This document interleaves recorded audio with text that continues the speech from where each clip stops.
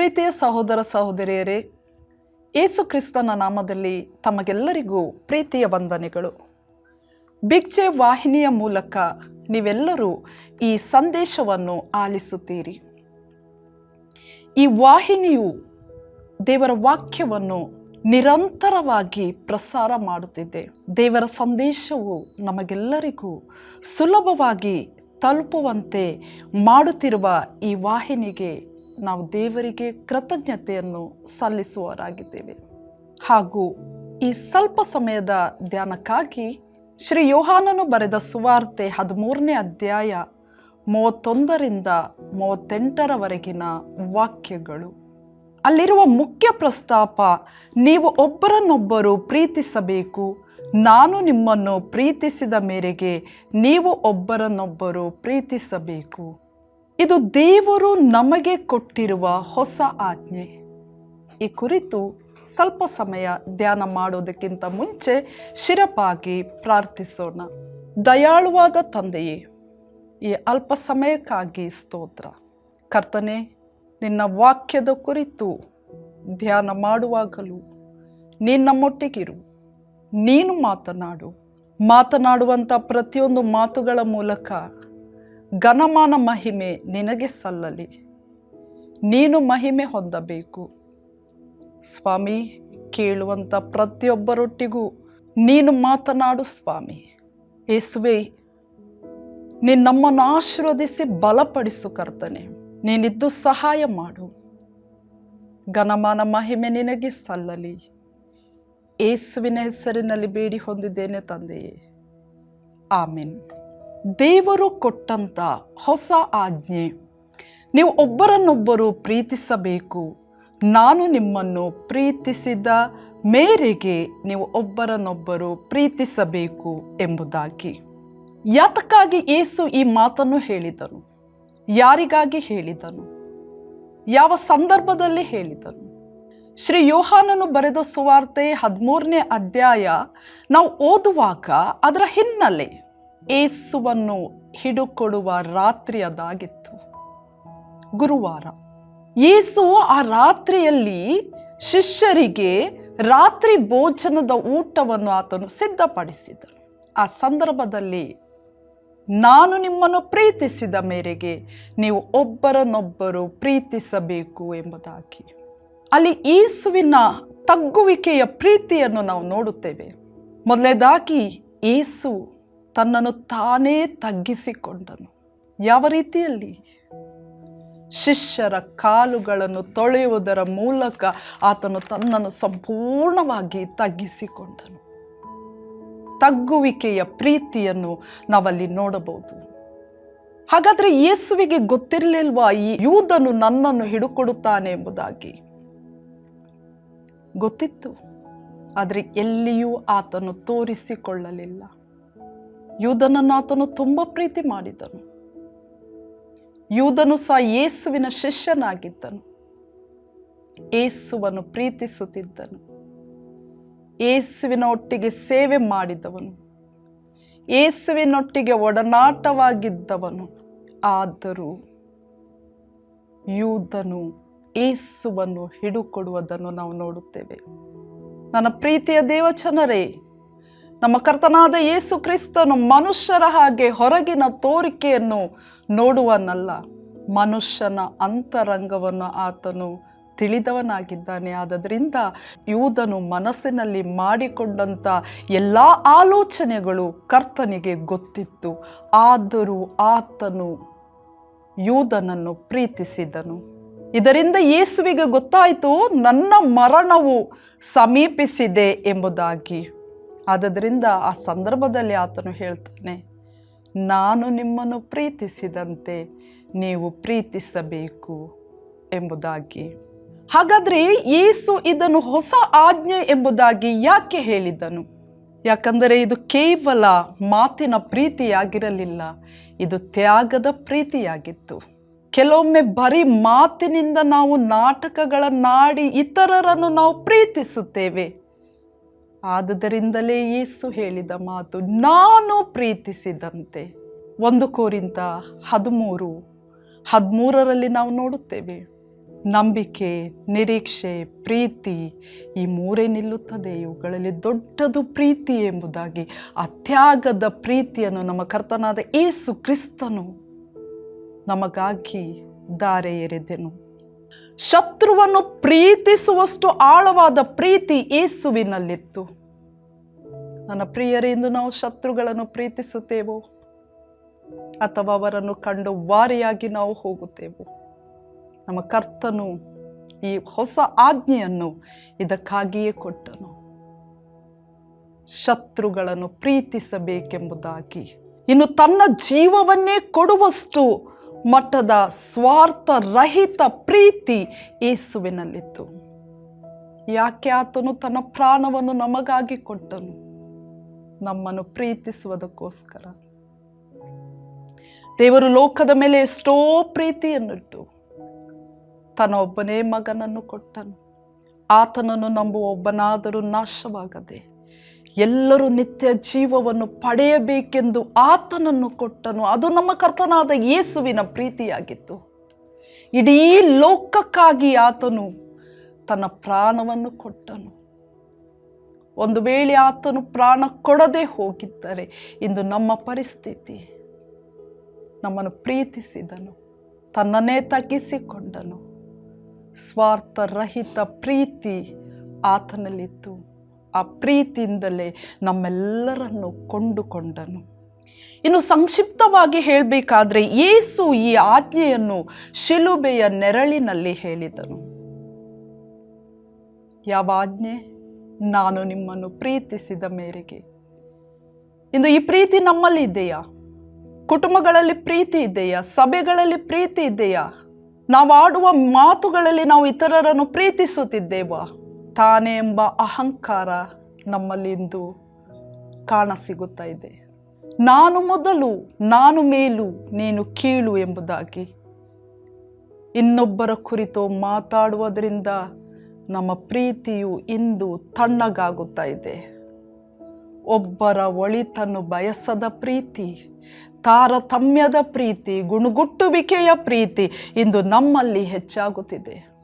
ಇದಕ್ಕೆ ಪ್ರೀತಿ ಎಂಬುದಾಗಿ ನಾವು ಹೇಳುತ್ತೇವೋ? ಬೋಧಿಸಲು ಸುಲಭ, ಅದರಂತೆ ನಡೆಯುವುದು ಕಷ್ಟ. ನಾನೆಲ್ಲರನ್ನೂ ಪ್ರೀತಿಸುತ್ತೇನೆ, ನನ್ನ ಹತ್ತಿರ ಬಂದು ನಿಮ್ಮ ಕಷ್ಟಗಳನ್ನು ಹೇಳಿಕೊಳ್ಳಿ, ನಾನು ನಿಮಗೆ ಪರಿಹಾರ ಮಾಡುತ್ತೇನೆ, ನನ್ನಿಂದ ಆದಷ್ಟು ಸಹಾಯ ಮಾಡುತ್ತೇನೆ ಎಂಬುದಾಗಿ ಹೇಳುವುದು ಸುಲಭ. ಆದರೆ ಅದರಂತೆ ನಾವು ನಡೆಯುತ್ತಿದ್ದೇವೋ? ಇದರಿಂದ ನಾವು ನಮ್ಮ ಪ್ರೀತಿಯನ್ನು ಕಳೆದುಕೊಳ್ಳುತ್ತಿದ್ದೇವೆ. ಹಾಗಾದರೆ ನಿಜವಾದ ಪ್ರೀತಿ ಎಲ್ಲಿದೆ? ಯಾರಲ್ಲಿದೆ? ನಮ್ಮ ಕರ್ತನಾದ ಯೇಸು ಕ್ರಿಸ್ತನಲ್ಲಿ ಮಾತ್ರ. ಆತನಲ್ಲಿ ಯಾವ ತಾರತಮ್ಯವೂ ಇರಲಿಲ್ಲ, ಯಾವ ದ್ವೇಷವೂ ಇರಲಿಲ್ಲ. ನಿಷ್ಪಕ್ಷಪಾತವಾದ ಪ್ರೀತಿ ನಮ್ಮ ಕರ್ತನಾದ ಯೇಸು ಕ್ರಿಸ್ತನಲ್ಲಿದೆ. ಆ ಪ್ರೀತಿಗಾಗಿ ನಾವು ಹುಡುಕಬೇಕು, ಆ ಪ್ರೀತಿಯನ್ನು ನಾವು ಸಂಪಾದಿಸಬೇಕು. ಆ ಪ್ರೀತಿ ನಮ್ಮ ಕೃತಿ, ಕಾರ್ಯ, ನಡೆ, ನುಡಿಗಳಲ್ಲಿ ಕಾಣಬರಬೇಕು. ಹಾಗಾದರೆ ಹೊಸ ಆಜ್ಞೆ ಎಂದರೇನು? ಹಳೆಯ ಆಜ್ಞೆಗಳಲ್ಲಿ ನಿನ್ನ ನೆರೆಯವನನ್ನು ನಿನ್ನಂತೆ ಪ್ರೀತಿಸು ಎಂಬುದಾಗಿ ಇದೆ. ಆದರೆ ಹೊಸ ಆಜ್ಞೆಯಲ್ಲಿ ಏನು ಹೇಳಿದ್ದಾನೆ ಯೇಸು ಅಂತೇಳಿದರೆ, ಆಳವಾಗಿ ಆತನು ಹೇಳಿದಂಥ ಮಾತು, ನಾನು ನಿಮಗೆ ಪ್ರೀತಿಸಿದಂತೆ. ಇದು ಹೊಸ ಆಜ್ಞೆಯಾಗಿದೆ. ನಾನು ನಿಮಗೆ ಪ್ರೀತಿಸಿದಂತೆ. ಯಾಕೆ ಹೊಸ ಆಜ್ಞೆ? ಯಾಕಂದರೆ ಯೇಸು ಪ್ರೀತಿಗೆ ಹೊಸ ಮಾಪಕವನ್ನು ಕೊಟ್ಟನು, ನಾನು ನಿಮಗೆ ಪ್ರೀತಿಸಿದಂತೆ. ಹಾಗಾದರೆ ಯೇಸು ಹೇಗೆ ಪ್ರೀತಿಸಿದನು? ನಿಸ್ವಾರ್ಥವಾಗಿ, ಸ್ವಾರ್ಥವಿಲ್ಲದೆ ಆತನು ಪ್ರೀತಿಸಿದನು. ಯಾವ ಫಲಾಪೇಕ್ಷೆ ಇಲ್ಲದೆ ಆತನು ಪ್ರೀತಿಸಿದನು. ನಿಸ್ವಾರ್ಥವಾದ ಪ್ರೀತಿ ಆತನಲ್ಲಿತ್ತು. ಇನ್ನು ಸೇವೆಯ ಮೂಲಕ ಆತನು ಪ್ರೀತಿಸಿದನು. ಯಾವ ಸೇವೆ? ಶಿಷ್ಯರ ಕಾಲುಗಳನ್ನು ತೊಳೆಯುವುದರ ಮೂಲಕ ಆತನು ತನ್ನ ಪ್ರೀತಿಯನ್ನು ವ್ಯಕ್ತಪಡಿಸಿದನು, ತನ್ನನ್ನೇ ತಗ್ಗಿಸಿಕೊಂಡನು. ಇನ್ನು ತ್ಯಾಗದ ಪ್ರೀತಿ, ಯೇಸುವಿಗೆ ತಾನು ಬಂಧಿಸಲ್ಪಡುತ್ತೇನೆ ಎಂಬುದು ಗೊತ್ತಿತ್ತು. ಯಾಕಂದರೆ ಆತನು ದೇವಕುಮಾರನಾಗಿದ್ದ. ಶಿಲುಬೆಯಲ್ಲಿ ನನಗೆ ನೋವು ಕಾದಿದೆ, ಹಿಂಸೆ ಕಾದಿದೆ, ಕುಚೋದ್ಯ ಮಾತುಗಳಿವೆ. ಎಲ್ಲವೂ ತಿಳಿದಿದ್ದರೂ ಆತನು ಆ ಶಿಲುಬೆಯ ಮೇಲೆ ನಮ್ಮೆಲ್ಲರಿಗೋಸ್ಕರ ತನ್ನ ಪ್ರಾಣವನ್ನು ಅರ್ಪಿಸಿದನು. ಎಷ್ಟೊಂದು ವೇದನೆ, ಎಷ್ಟೊಂದು ನರಳುವಿಕೆ, ಎಷ್ಟೊಂದು ನೋವು, ಹಿಂಸೆಯನ್ನು ತಾಳಿಕೊಂಡು ಆತನು ಕಲ್ವಾರಿ ಕ್ರೂಜೆಯ ಮೇಲೆ ತ್ಯಾಗದ ಪ್ರೀತಿಯನ್ನು ಆತನು ನೀಡಿದನು, ನಮ್ಮೆಲ್ಲರನ್ನು ರಕ್ಷಿಸುವುದಕ್ಕೋಸ್ಕರ. ಇನ್ನು ಕ್ಷಮೆಯ ಪ್ರೀತಿ, ಈ ಮಾತನ್ನು ಯೇಸು ತನ್ನನ್ನು ದೂಷಿಸಿದವರಿಗೂ ಹಾಗೂ ಶಿಲುಬೆ ಏರಿಸಿದವರಿಗೂ ಹೇಳಿದನು. ತಂದೆಯೇ, ಅವರನ್ನು ಕ್ಷಮಿಸು, ಅವರು ಏನು ಮಾಡುತ್ತಿದ್ದಾರೆಂಬುದು ಅರಿಯರು ಎಂಬುದಾಗಿ. ತನ್ನನ್ನು ದೂಷಿಸಿದವರನ್ನು ಆತನು ಕ್ಷಮಿಸಿದನು, ತನ್ನನ್ನು ತಿರಸ್ಕರಿಸಿದವರನ್ನು ಆತನು ಕ್ಷಮಿಸಿದನು, ತನಗಾಗಿ ಪೆಟ್ಟು ಕೊಟ್ಟವರನ್ನು, ಈಟಿಯಿಂದ ತಿವಿದವರನ್ನು ಆತನು ಕ್ಷಮಿಸಿ ಆತನು ಹೇಳಿದಂಥ ಮಾತು, ಇವರೇನು ಮಾಡುತ್ತಿದ್ದರು ಅವರಿಗೆ ಗೊತ್ತಿಲ್ಲ, ತಂದೆಯೇ ಕ್ಷಮಿಸಿ ಬಿಡು ಎಂಬುದಾಗಿ. ಇದು ಕ್ಷಮೆಯ ಪ್ರೀತಿಯಾಗಿದೆ. ಆದ್ದರಿಂದ ಪ್ರಿಯರೇ, ಇದು ಇಂದು ಯೇಸು ಕೊಡುವ ಹೊಸ ಆಜ್ಞೆಯಾಗಿದೆ. ಯೇಸು ಎಲ್ಲಿಯೂ ಹೇಳಲಿಲ್ಲ ನನ್ನನ್ನು ಹೊಗಳಿರಿ, ನನ್ನ ಬಗ್ಗೆ ಮಾತನಾಡಿರಿ ಎಂಬುದಾಗಿ. ಎಲ್ಲಿಯೂ ಆತನು ಹೇಳಲಿಲ್ಲ. ಆತನು ಹೇಳಿದು ಒಂದೇ, ಒಬ್ಬರನ್ನೊಬ್ಬರು ಪ್ರೀತಿಸಿರಿ, ನಾನು ಪ್ರೀತಿಸಿದಂತೆ ನೀವು ಪ್ರೀತಿಸಿರಿ ಎಂಬುದಾಗಿ ಆತನು ಹೇಳಿದ್ದನು. ಇಂದು ನಮ್ಮ ಕುಟುಂಬಗಳಲ್ಲಿ ಪ್ರೀತಿ ಸಹನೆ ಇದೆಯಾ? ನಾನು ಪ್ರೀತಿಸುತ್ತಿದ್ದೇನೆ ಎಂಬುದಾಗಿ ಜನರಿಗೆ ಹೇಳಬಹುದು, ಆದರೆ ನಿನ್ನ ಅಂತರಂಗ ದೇವರು ನೋಡುವನಾಗಿದ್ದಾನೆ. ನಮ್ಮ ಸಮಾಜದಲ್ಲಿ ಮಾನವೀಯತೆ ಇದೆಯಾ? ನಮ್ಮ ಕ್ರೈಸ್ತ ಜೀವನದಲ್ಲಿ ಶಿಲುಬೆಯ ಪ್ರೀತಿ ಇದೆಯಾ? ಯೇಸು ಸ್ಪಷ್ಟವಾಗಿ ಹೇಳ್ತಾನೆ, ನೀವೊಬ್ಬರನ್ನೊಬ್ಬರು ಪ್ರೀತಿಸಲೇಬೇಕು, ಅದು ನಾನು ಪ್ರೀತಿಸಿದ ಹಾಗೆ ಎಂಬುದಾಗಿ. ಸೇವೆ ಮಾಡುವುದು ಸುಲಭ, ಪ್ರವಚನ ಹೇಳುವುದು ಸುಲಭ, ಪ್ರಸಂಗ ಮಾಡುವುದು ಸುಲಭ, ಆದರೆ ಪ್ರಿಯರೇ, ಲೋಕವು ತಿಳಿಯುವಂಥ ಪ್ರೀತಿ ಇಂದು ನಮ್ಮಲ್ಲಿ ಇದೆಯಾ? ಅಥವಾ ಲೋಕಕ್ಕಾಗಿ ಲೋಕದಲ್ಲಿರುವವುಗಳನ್ನು ಹುಡುಕಿಕೊಂಡು ನಾವು ಪ್ರೀತಿಸುತ್ತಿದ್ದೇವೋ? ಯಾಕಂದರೆ ಲೋಕವು ಈ ಪ್ರೀತಿಗಾಗಿ ನಿನ್ನನ್ನು ಹೊಗಳಬಹುದು, ನಿನ್ನನ್ನು ಮೆಚ್ಚಿಸಬಹುದು. ನನ್ನ ಪ್ರೀತಿಯ ದೇವಚನರೇ, ಇದು ಕ್ಷಣಿಕ ಮಾತ್ರ. ಅದೇ ಲೋಕ ನಿನ್ನನ್ನು ಒಂದು ದಿನ ತೆಗಳುತ್ತದೆ. ಆದ್ದರಿಂದ ಕ್ರಿಸ್ತನ ಪ್ರೀತಿಗಾಗಿ ನಾವ್ಯಾವತ್ತೂ ಹಾತೊರೆಯುವವರಾಗಿರಬೇಕು. ಯಥಾರ್ಥವಾದ ಪ್ರೀತಿ ನಮ್ಮಲ್ಲಿರಬೇಕು. ಇಂದು ನಮ್ಮ ಗುರುತು ಏನಾಗಿದೆ? ನಾವು ಕ್ರೂಜೆಯನ್ನು ಹಾಕಿಕೊಳ್ಳುತ್ತೇವೆ ಕುತ್ತಿಗೆಯಲ್ಲಿ. ಕ್ರೂಜೆ ನಮ್ಮ ಗುರುತ. ಇಂದು ನಮ್ಮ ಗುರುತು ವೇಷಭೂಷಣವೋ? ನಮ್ಮ ಗುರುತು ಡಾಂಬಿಕ ಜೀವನವಲ್ಲ. ಇಂದು ನಮ್ಮ ಗುರುತು ನಾನು ಒಳ್ಳೆಯವನು ಎಂಬುದಾಗಿ ತೋರಿಸಿಕೊಳ್ಳುವುದಲ್ಲ, ನಾನು ಸತ್ಯವನ್ನು ಆಡುತ್ತೇನೆ ಎಂಬುದಾಗಿ ಹೇಳುವುದಲ್ಲ, ನಾನು ಪ್ರಾಮಾಣಿಕನು ಎಂಬುದಾಗಿ ಹೇಳುವಂಥದ್ದಲ್ಲ. ಎಂದು ಪ್ರಿಯರೇ, ನಮ್ಮ ಗುರುತು ಪ್ರೀತಿಯಾಗಿದೆ. ಯಾವ ಪ್ರೀತಿ?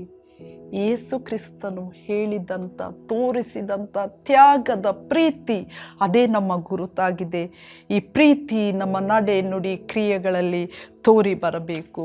ಇನ್ನು ಮುಂದಕ್ಕೆ ನಾವು ಹೋಗುವುದಾದರೆ, ಹೊಸ ಆಜ್ಞೆ ಮತ್ತು ಕಾಲು ತೊಳೆಯುವ ಘಟನೆ. ಯೇಸು ಈ ಆಜ್ಞೆಯನ್ನು ಕೊಡುವುದಕ್ಕಿಂತ ಮುಂಚೆ ಏನು ಮಾಡಿದನು? ಶಿಷ್ಯರೊಟ್ಟಿಗೆ ಇದ್ದನು, ಶಿಷ್ಯರೊಟ್ಟಿಗೆ ಮಾತನಾಡುತ್ತಿದ್ದನು. ಯೋಹಾನ 13ನೇ ಅಧ್ಯಾಯದಲ್ಲಿ ಯೇಸು ಶಿಷ್ಯರ ಕಾಲುಗಳನ್ನು ತೊಳೆಯುತ್ತೇನೆ. ಇದು ಒಂದು ಉಪದೇಶದ ಕ್ರಿಯೆ. ನೀವು ಪ್ರೀತಿಸಬೇಕು, ಮೊದಲು ತಗ್ಗಿಸಿಕೊಳ್ಳಬೇಕು ಎಂಬುದಾಗಿ ಆತನು ತನ್ನ ಶಿಷ್ಯರ ಕಾಲನ್ನು ತೊಳೆಯುವುದರ ಮೂಲಕ ಆತನು ನಮಗೆ ಮಾದರಿಯಾದನು. ಇಂದಿನ ಸಮಾಜದಲ್ಲಿ ಎಲ್ಲರೂ ಮೇಲೇರಲು ಬಯಸುತ್ತಾರೆ, ಆದರೆ ಪ್ರೀತಿ ಮೇಲೇರುವುದಲ್ಲ, ಕೆಳಗಿಳಿಯುವುದು ಎಂಬುದಾಗಿ. ಯಾಕಂದರೆ ಯೇಸು ತನ್ನ ಪ್ರೀತಿಯನ್ನು ತ್ಯಾಗದ ಮೂಲಕ ಆತನು ತೋರಿಸಿಕೊಟ್ಟನು. ಯೇಸು ತನ್ನ ಪ್ರೀತಿಯನ್ನು ತಗ್ಗುವಿಕೆಯ ಮೂಲಕ ಆತನು ಮಾದರಿಯ ಜೀವಿತವನ್ನು ನಮಗೆ ತೋರಿಸಿಕೊಟ್ಟನು, ಹೇಳಿಕೊಟ್ಟನು. ಆದ್ದರಿಂದ ಪ್ರೀತಿ ಕೆಳಗಿಳಿಯುವಂಥದ್ದು. ಇನ್ನು ಮೂರನೇದಾಗಿ, ಶಿಲುಬೆ ಹೊಸ ಆಜ್ಞೆಯ ಶ್ರೇಷ್ಠ ವಿವರಣೆಯಾಗಿದೆ. ಯೇಸು ಹೊಸ ಆಜ್ಞೆಯನ್ನು ಶಿಲುಬೆಯ ಮೂಲಕ ಆತನು ವಿವರಿಸಿದನು. ಶಿಲುಬೆಯಲ್ಲಿ ಯೇಸು ಪ್ರತಿಕಾರ ಮಾಡಲಿಲ್ಲ, ಸುಮ್ಮನೆ ಇದ್ದನು, ಎಲ್ಲವನ್ನು ಸಹಿಸಿಕೊಂಡನು, ಎಲ್ಲವನ್ನು ತಾಳಿಕೊಂಡನು, ಎಲ್ಲರನ್ನು ಪ್ರೀತಿಸಿದನು. ಯಾತಕ್ಕಾಗಿ?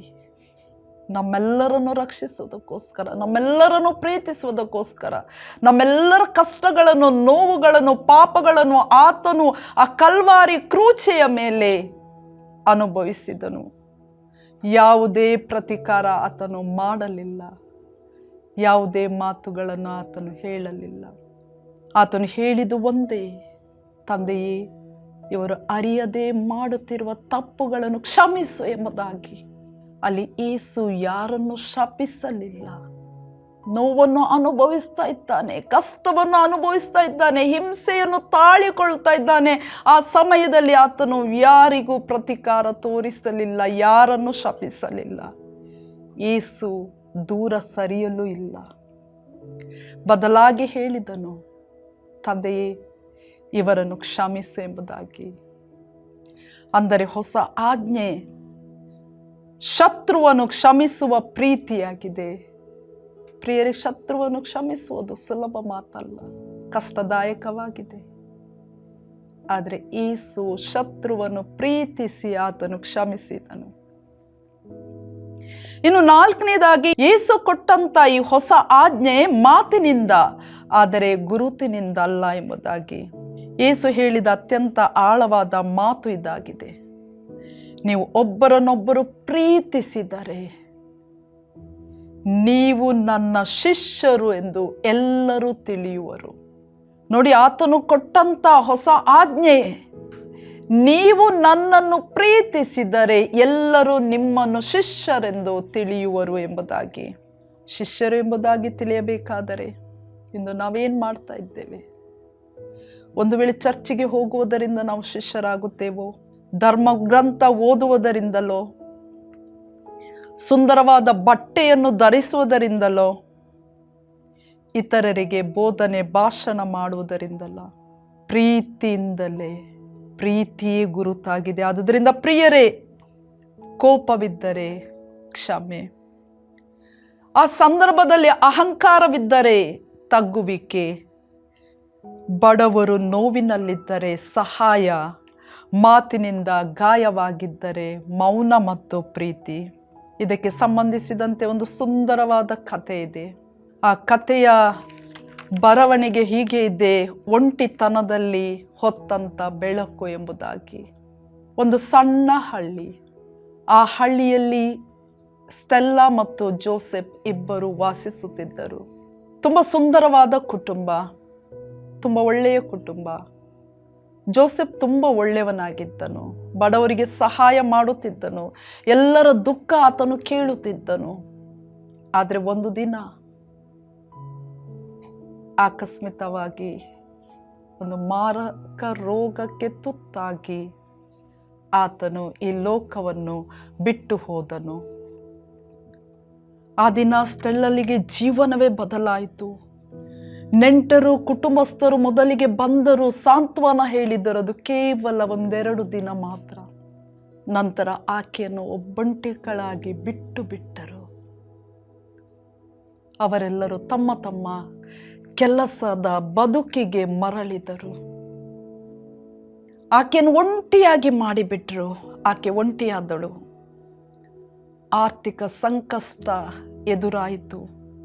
ಮನಸ್ಸಿನಲ್ಲಿ ನೋವು, ಚುಚ್ಚು ಮಾತುಗಳು ಮೇಲಿನಿಂದ ಮೇಲೆ ಆಕೆಯನ್ನು ತಿವಿಯತೊಡಗಿದರು, ಜರಿಯತೊಡಗಿದರು. ಒಂದು ದಿನ ರಾತ್ರಿ ಆಕೆ ಸ್ಟೆಲ್ಲಾ ಅಳುತ್ತಾ ದೇವರ ಹತ್ತಿರ ಕೇಳ್ತಾಳೆ, ಪ್ರಭುವೇ, ನೀನು ಹೇಳಿದ ಪ್ರೀತಿ ಎಲ್ಲಿದೆ? ಹೊಸ ಆಜ್ಞೆ ಎಲ್ಲಿದೆ? ಎಂಬುದಾಗಿ ಕಣ್ಣೀರು ಸುರಿಸುತ್ತಾ ಮರುದಿನ ಆಕೆ ದೇವಾಲಯಕ್ಕೆ ಹೋದಳು. ಆ ದಿನದ ಪ್ರಸಂಗದ ಮಾತು ಈ ರೀತಿಯಾಗಿತ್ತು. ಯೋಹಾನ 13:34, ನಾನು ನಿಮ್ಮನ್ನು ಪ್ರೀತಿಸಿದ ಮೇರೆಗೆ ನೀವು ಒಬ್ಬರನ್ನೊಬ್ಬರು ಪ್ರೀತಿಸಬೇಕು ಎಂಬುದಾಗಿ. ಈಕೆ ಕಣ್ಣೀರು ಸುರಿಸಿದಳು. ದೇವ, ನನ್ನನ್ನು ಪ್ರೀತಿಸುವವರು ಯಾರಿದ್ದಾರೆ ಎಂಬುದಾಗಿ ಆಕೆ ಪ್ರಶ್ನೆ ಮಾಡಿದಾಗ ದೇವರ ಮಾತು ಆಕೆಗೆ ಕೇಳ ಬರುತ್ತದೆ. ಮಗಳೇ, ನಾನಿದ್ದೇನೆ, ನಾನು ನಿನ್ನನ್ನು ಪ್ರೀತಿಸ್ತೇನೆ ಎಂಬುದಾಗಿ. ಅವಳ ಹೃದಯ ಹಗುರವಾಯಿತು. ಆಕೆ ಪ್ರಾರ್ಥಿಸಿ ಮನೆಗೆ ಹೋಗುತ್ತಾಳೆ. ಅದೇ ಸಭೆಯಲ್ಲಿ ಒಬ್ಬ ವೃದ್ಧ ಸ್ತ್ರೀ ಇದನ್ನೆಲ್ಲ ನೋಡ್ತಾ ಇದ್ಲು. ಯಾಕೆ ಇಷ್ಟೆಲ್ಲ ಕಣ್ಣೀರು ಸುರಿಸ್ತಾ ಇದ್ದಾಳೆ, ಯಾಕೆ ಚಿಂತೆಯಲ್ಲಿದ್ದಾಳೆ, ದುಃಖದಲ್ಲಿದ್ದಾಳೆ ಎಂಬುದಾಗಿ ಆಕೆ ಗಮನಿಸಿದಳು. ನನ್ನ ಪ್ರೀತಿಯ ದೇವಚನರೇ, ಆ ವೃದ್ಧ ಸ್ತ್ರೀಯೊಟ್ಟಿಗೆ ದೇವರು ಮಾತಾಡಿದ, ಹೋಗು ಸ್ಟೆಲ್ಲಳನ್ನು ಪ್ರೀತಿಸು ಎಂಬುದಾಗಿ. ಆಕೆ ಸ್ಟೆಲ್ಲಳ ಮನೆಗೆ ಹೋಗುತ್ತಾಳೆ. ಆಕೆಯನ್ನು ಸಾಂತ್ವನ ಪಡಿಸ್ತಾಳೆ. ಆಕೆಗೆ ಬೇಕಾದಂಥ ಎಲ್ಲ ವ್ಯವಸ್ಥೆಯನ್ನು ಮಾಡಿಕೊಡುತ್ತಾಳೆ. ಆಕೆಗಾಗಿ ಪ್ರಾರ್ಥಿಸುತ್ತಾಳೆ. ಸ್ಟೆಲ್ಲಳ ಮನಸ್ಸಿನಲ್ಲಿ ಬಂದಂಥ ಒಂದೇ ಒಂದು ಮಾತು, ನೀವು ನನ್ನವರಲ್ಲ, ಯಾಕೆ ನನ್ನನ್ನು ಪ್ರೀತಿಸಿದ್ದೀರಿ? ನನ್ನವರು ಎಂಬವರು ನನ್ನನ್ನು ಕೈ ಬಿಟ್ಟರು, ಆದರೆ ನೀವು ನನ್ನನ್ನು ಕೈ ಬಿಡಲಿಲ್ಲ, ನೀವು ನನ್ನನ್ನು ಪ್ರೀತಿಸಿದ್ದೀರಿ ಎಂಬುದಾಗಿ ಹೇಳಿದಾಗ ಆ ವೃದ್ಧ ಸ್ತ್ರೀ ಹೇಳಿದಂಥ ಮಾತು, ಸ್ಟೆಲ್ಲ, ದೇವರು ನನಗೆ ಈ ವಾಕ್ಯವನ್ನು ಕೊಟ್ಟನು, ನೀನು ಹೋಗು ಆಕೆಯನ್ನು ಪ್ರೀತಿಸು ಎಂಬುದಾಗಿ. ನನ್ನ ಪ್ರೀತಿಯ ದೇವಜನರೇ, ಇಂದು ಪ್ರೀತಿ ಯೇಸುವಿನ ಪ್ರೀತಿ. ಯೇಸುವಿನ ಪ್ರೀತಿ ನಮ್ಮಲ್ಲಿ ನಾವು ಧರಿಸಿಕೊಳ್ಳುವವರಾಗಿರಬೇಕು. ಯೇಸುವಿನ ಪ್ರೀತಿಗಾಗಿ ನಾವು ಹಾತೊರೆಯಬೇಕು. ದೇವರು ಈ ವಾಕ್ಯದ ಮೂಲಕ ನಮ್ಮೆಲ್ಲರನ್ನು ಆಶೀರ್ವದಿಸಲಿ. ಪ್ರಾರ್ಥಿಸುವ. ಪರಲೋಕದಲ್ಲಿರುವ ನಮ್ಮ ತಂದೆಯೇ, ಯೇಸುವೇ, ಈ ವಾಕ್ಯದ ಮೂಲಕ ನೀನು ಮಹಿಮೆ ಹೊಂದು, ಇದರ ಮೂಲಕ ಘನಮಾನ ಮಹಿಮೆ ನಿನಗೆ ಸಲ್ಲಲಿ. ಸ್ವಾಮಿ, ಆಡಿದ ಮಾತುಗಳ ಮೂಲಕ ಸ್ವಾಮಿ ನಿನ್ನೆಲ್ಲರೊಟ್ಟಿಗೂ ನೀನು ಮಾತನಾಡು. ಎಲ್ಲಿ ನಾವು ತಪ್ಪಿದೇವೋ ನಮ್ಮನ್ನು ಸರಿಪಡಿಸು ಎಂಬುದಾಗಿ ನಿನ್ನಲ್ಲಿ ಪ್ರಾರ್ಥಿಸುತ್ತಾ ಯೇಸುವಿನ ಹೆಸರಿನಲ್ಲಿ ಬೇಡಿಕೊಂಡಿದ್ದೇನೆ ತಂದೆಯೇ, ಆಮೆನ್. ಸುವಾರ್ತೆ ತಲುಪದ ಊರು ಇರಲೇಬಾರದು.